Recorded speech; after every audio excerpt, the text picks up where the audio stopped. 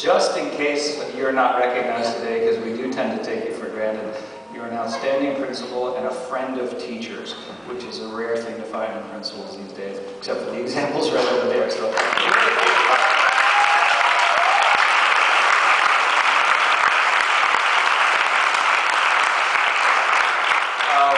That said, I'd like to know what 703 did to Pete in order to make him leave the profession. Maybe some of these speeches coming up. Maybe Maya can tell us. Another pretty exceptional human being, Maya Farstein Weiss.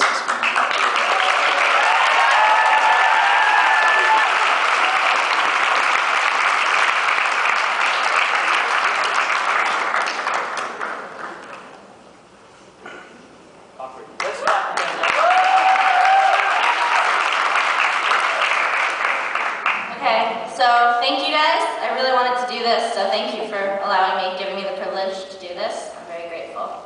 And here goes. So in my 18 years of life so far, I've held in my head several misconceptions. I believed that stealing a grain of rice from a food court would get me time in prison.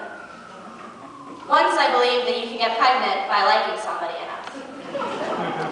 I think by far one of the most ridiculous things I believed is that writing a 3-minute speech encapsulating my middle and high school experience would be a simple thing. I could just sort of bang out at the last minute. Well, actually I was half right. It certainly wasn't simple, but I am currently, not currently, but while I was writing this, banging this out at the last minute because I decided that the speech I thoughtfully wrote right after I was nominated was absolute trash. It's 1:20 in the morning. I'm exhausted, and I am reflecting intensely on the past 7 years of my life.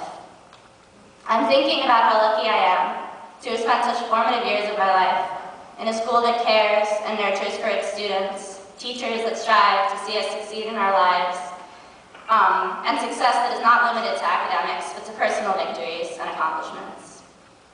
I'm thinking about how unpleasant the men who work at Papaya Dog are, and how much I love my two-time advisor JD's room, even though the stools are really awkward to sit on. Beginnings are important. The beginning of the universe, as we know it, was the Big Bang.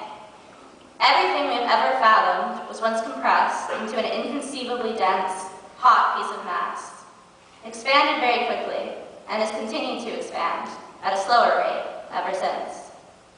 Our lives before ice were not as inconceivable as the universe before the Big Bang, but they are, for most of us, pretty hazy.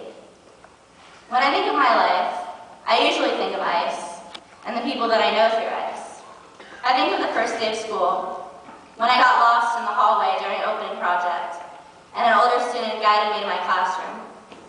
I think about how, when I told him that I was a 6th grader, he sighed and said, "I remember 6th grade," with an air of deep nostalgia. He was a 7th grader. I saw a meme on Facebook recently that mocked the cliché graduation speech that spoke about how we have truly become a family.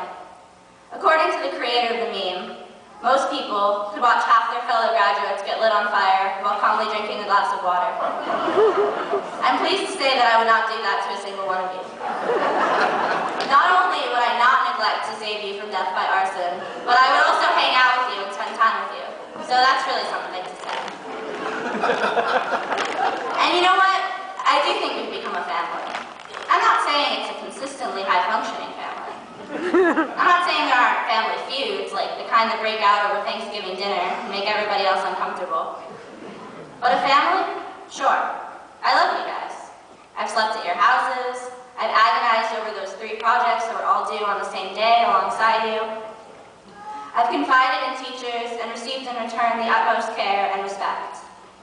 And if I haven't had that many interactions with you, I can guarantee that I still wish the best for you. I don't want to wish any of you guys luck, because I don't really believe any of you need it. You are an eclectic, why did I choose to put that word in here? Group of people with visions,